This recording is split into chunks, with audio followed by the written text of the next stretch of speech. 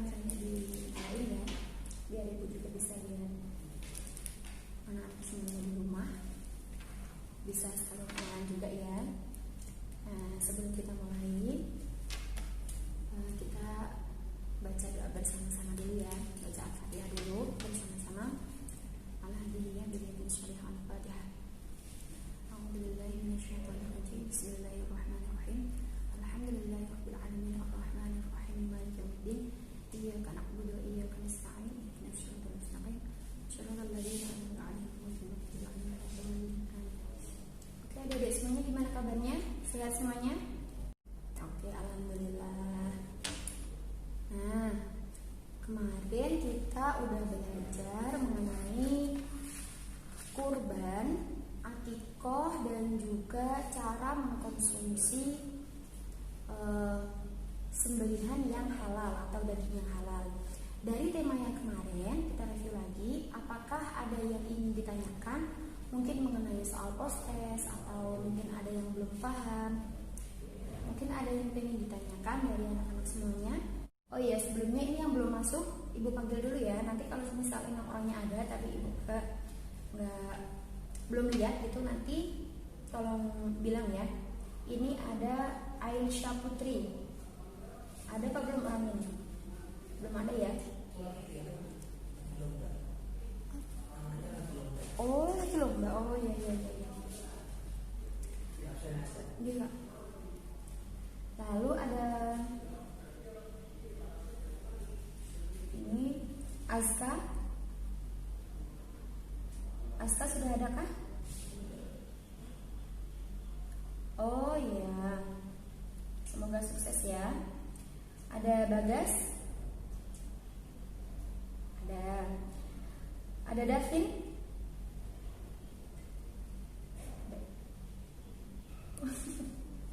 Udah gede main lainnya ya. Ada Dimas. Ada. Nanti kalau semisal ini ada yang masuk lagi, Mas Davin masuk, nanti bilang sama ibu ya. Ada Erza. Oke, sebelumnya kita review dulu materi yang kemarin. Kalau semisal tidak ada yang tanya, kemarin apa pengertian menurut bahasa dari menyembelih? Ayo jawab. Kemarin udah ngerjain poster juga kan? Apakah baik, beruntung, benar, atau baik dan suci, atau apa? Apa anak-anak kemarin? Ya, baik dan suci ya. Jadi sambil dilihat lagi kemarin materinya, kemarin udah ngerangkum kan? Udah dirangkum. Nah, jadi bisa dilihat juga. Atau kan punya buku ini ya, buku paketnya. Jadi bisa dibaca juga, bisa dilihat-lihat juga. Nah, kemarin cara menyembelih hewan kurban yang benar itu hewan kurbannya dihadapkan kemana? Apakah dihadapkan ke kiblat atau terserah yang mau menyembelih atau gimana? Ya, ini yang ada sinyalnya cuma Mas Arya doang ya? Yang lainnya ada ya? Nah, terus bagian hewan yang disembelih itu sebaiknya di bagian mana? Apakah di perut, apakah di tangan, atau di leher? Oke, berarti materi yang kemarin bisa ya. Nah, kalau akikoh sendiri, akikoh itu adalah penyembelihan apa dan apa? Dalam rangka apa? Apa ya ini? Hah?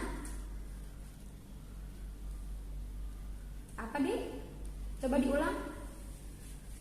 Ya, jadi akikoh itu adalah penyembelihan kambing ya, kambing, dan juga biasanya memotong sedikit bagian rambut dari bayi yang telah dilahirkan sebagai rasa syukur pada Allah Subhanahu wa taala. Nah, kita lanjut ke materi yang selanjutnya.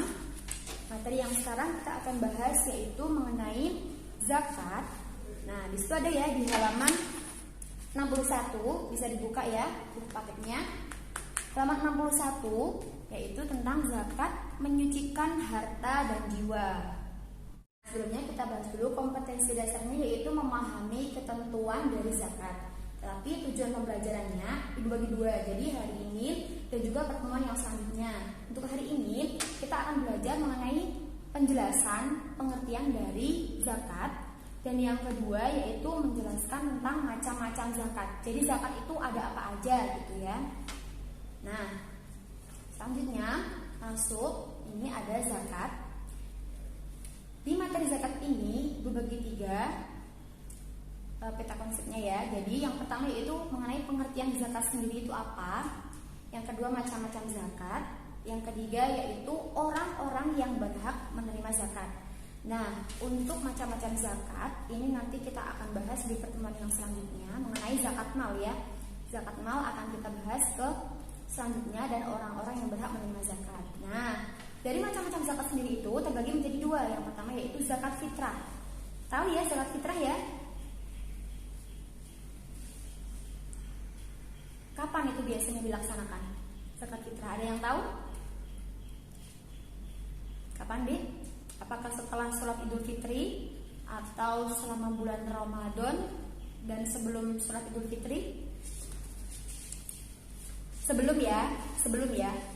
Nah, sebelum sholat Idul Fitri.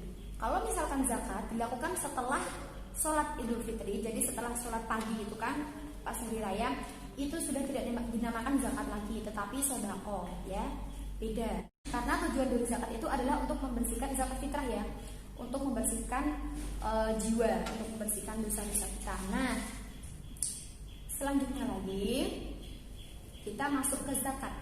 Pengertian dari zakat ini diperhatikan ya, nanti semisal di proses ada pertanyaannya, jadi bisa jawab. Zakat secara bahasa bisa dilihat juga di buku paketnya. Zakat secara bahasa adalah suci, tumbuh, dan berkembang. Kalau tadi kurban itu adalah baik dan suci, kalau ini zakat yaitu suci, tumbuh, dan berkembang. Lalu menurut istilah yaitu harta yang wajib dikeluarkan oleh seseorang dari hak Allah Subhanahu wa taala dengan jumlah dan syarat dan juga jenis tertentu.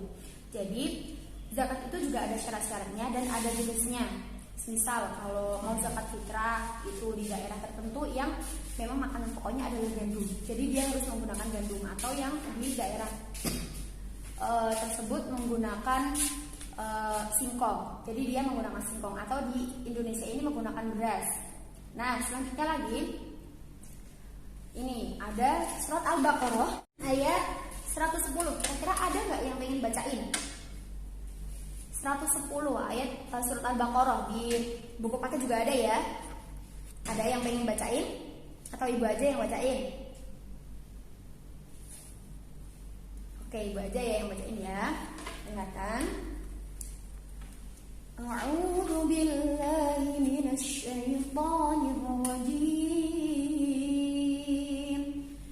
Bismillahirrahmanirrahim. Wa aqimus sholata wa atuz zakah wa ma tuqaddimu li anfusikum min khairin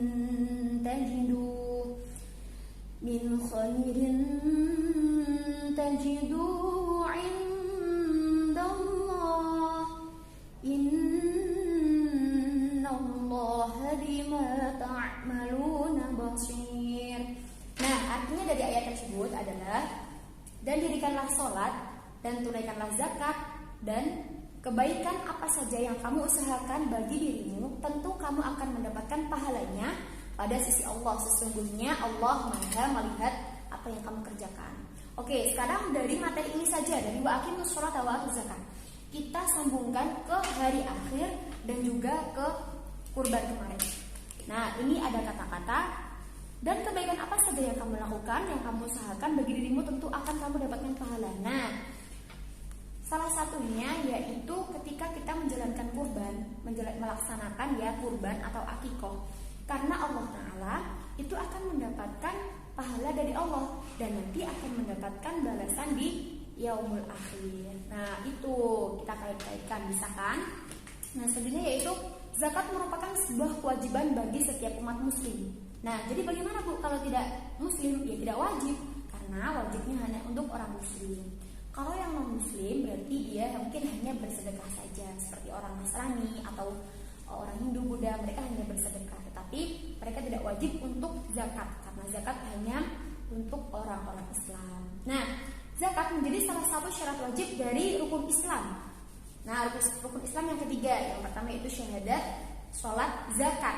Nah, setelah zakat berpuasa dan haji. Nah, zakat ini sangat penting sekali karena untuk menyucikan diri kita dan juga harta-harta kita. Misal ketika kita mencari harta atau ketika kita bekerja ada sesuatu hal atau perilaku yang mungkin membuat kita dosa atau membuat uang kita menjadi haram. Nah, itu bisa kita sucikan dengan berzakat tersebut. Nah, ketika seorang muslim yang mampu dalam bidang materi, contoh seperti dia sudah bisa mencari uang dengan banyak ya, atau mempunyai perak atau emas yang melimpah seperti dan barang tambang seperti tambang timah ya, di Indonesia ini sangat banyak sekali, tetapi mereka tidak mengeluarkan zakat dan sudah mencapai nisab. Nisab itu apa? Nisab itu adalah batas minimal harta yang dimiliki selama 1 tahun.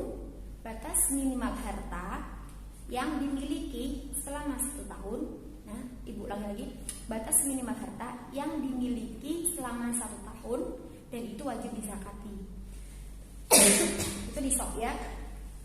Kalau haul itu adalah waktunya. Itu waktunya ada berapa tahun. Nah, misal orang yang sudah memiliki usaha yang sangat besar tapi mereka tidak mau mengeluarkan zakat, maka harta itu hanya akan sia-sia di akhirat. Nih, ibu jelaskan lagi. Di surat At-Taubah. Bukan di surat Al-Imran. Ayat 180 ya, ibu bacain lagi. Rahmanirrahim. ولا يحسبن الذين يبخلون بما آتاهم الله من فضله هو خيرا لهم بل هو شر لهم سيطوقون ما بخلوا به يوم القيامة ولله ميراث السماوات والأرض والله بما تعملون خبير. Nah, artinya jangan sekali-kali orang yang bakhil dengan harta yang Allah berikan kepada mereka dan karunia-Nya yang menyangka bahkan kebakhilan itu baik bagi mereka. Sebenarnya kebakhilan itu akan buruk bagi mereka. Jadi apa maksudnya? Nah, maksudnya bakhil itu adalah pelit ya, pelit. Pelit itu tidak akan membawa berkah untuk hidupnya. Bahkan pelit itu hanya akan menjadikan orang itu semakin merugi di dunia dan juga di akhirat. Di dunianya dia dibenci sama banyak orang, di akhiratnya harta yang tidak dizakatkan itu akan dijadikan ular oleh Allah, akan dijadikan ular raksasa oleh Allah yang kemudian melilit di lehernya dan akan mencekiknya. Nah, seperti itu ya. Nanti kalau ada pertanyaan, ketika di akhirat nanti maka harta tersebut akan menjadi apa? Nah, akan menjadi ular yang akan melilit di lehernya. Seperti itu. Jadi orang yang tidak mau mengeluarkan zakat, orang yang tidak mau berkurban, orang yang tidak mau bersedekah, itu orang yang sangat merugi dalam hidupnya. Tidak ada enak-enaknya pokoknya nanti di akhirnya. Nah, sekarang lanjut, yaitu pengertian zakat fitrah. Ini kita kurang dikit lagi nih.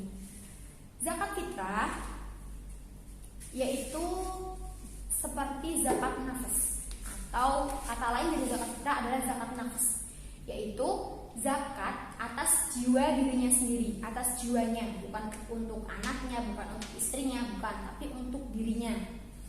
Nah, lalu secara istilah, zakat yang diberikan dengan niat untuk menyucikan jiwa dan dikerjakan setelah puasa Ramadan atau selama bulan Ramadan dan sebelum sholat Idul Fitri dilaksanakan. Jadi ketika masuknya bulan Ramadan itu kita sudah boleh membayar zakat fitrah, karena ditakutkan ketika nanti di akhir Ramadan kita tidak memiliki kelebihan makanan atau kelebihan harta untuk zakat, maka boleh dari awal Ramadan sampai dengan akhir malam Ramadan ya.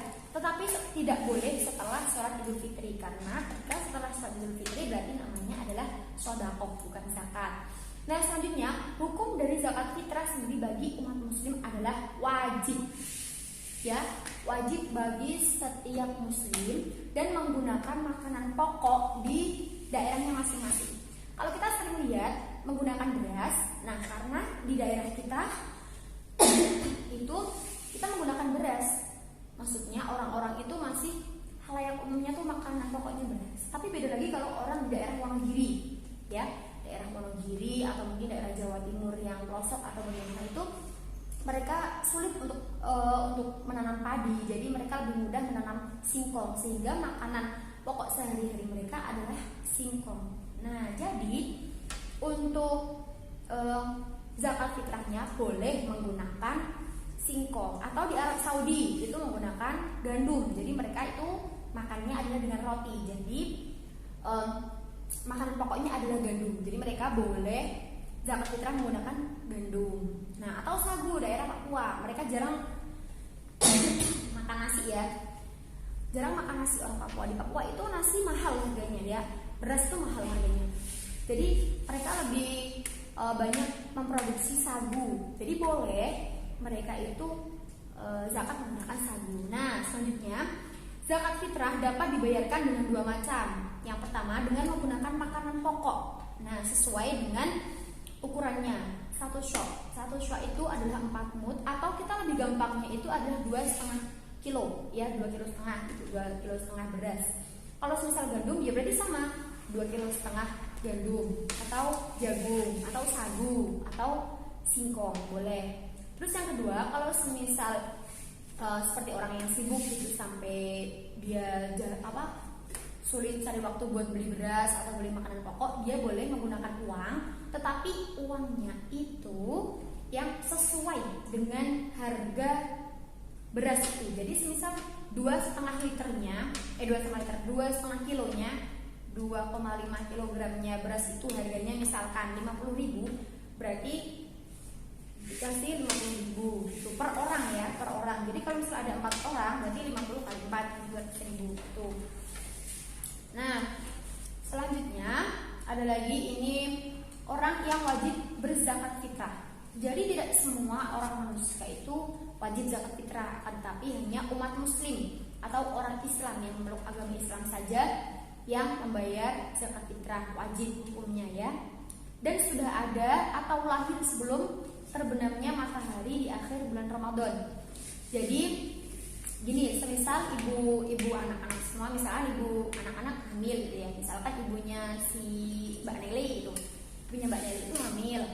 Nah, terus pas malam takbiran, malam Ramadan takbiran itu atau sorenya sebelum takbiran itu melahirkan. Nah, melahirkan, maka bayi yang dilahirkan itu harus dizakati juga, meskipun dia baru lahir, tetapi wajib dizakati juga. Akan tetapi beda kalau semisal amit-amit ya, baru lahir langsung meninggal. Nah, berarti tidak wajib dizakati. Atau mungkin ada mbahnya yang malam lebaran itu meninggal, berarti mbahnya yang meninggal itu tidak wajib dizakati. Tapi yang baru lahir yang boleh dizakati, yang sudah ada di bumi ya, gitu ya, dan masih hidup gitu. Terus ada cadangan makanan untuk keluarga dan untuk hari ini. Gini, jadi semisal fakir miskin, lalu bagaimana zakatnya fakir miskin yang hari ini tidak punya makanan, bahkan untuk makan sehari-hari aja susah? Berarti kalau orang yang makan sehari-hari aja susah dan hari itu tidak ada simpanan makanan atau simpanan uang sama sekali, dia tidak wajib zakat. Akan tetapi dia wajib diberi zakatnya, wajib diberi berasnya, atau diberi uangnya, atau diberi makanan pokoknya gitu. Menjadi salah satu orang yang wajib diberi zakat. Nah, selanjutnya untuk hikmah zakat fitrah nanti sebagai tugas catatan ya, sebagai tugas catatan yang akan di share di grup ya. Nanti ibu kirimkan itunya apa, filenya ya, hikmah dari zakat. Nah, selanjutnya oke, kita hampir selesai ini. Nah, terakhir zakat mal. Zakat mal yaitu adalah zakat dari bagian harta yang wajib dikeluarkan oleh seseorang atau suatu badan perusahaan dengan ukuran tertentu dan diberikan kepada orang-orang yang berhak menerimanya. Jadi zakat mal itu intinya zakat mengenai harta gitu. Zakat mengenai harta yang dia punya. Misal dia punya profesi sebagai dokter ya, bukan guru loh ya, dokter loh. Misal kayak dokter, terus kayak menteri-menteri. Nah, itu terus misal dia punya tambang emas yang udah gede banget gitu ya. Terus perdagangan juga udah, misalkan kayak Alfamart, kayak Indomart itu kan udah perdagangan besar banget gitu.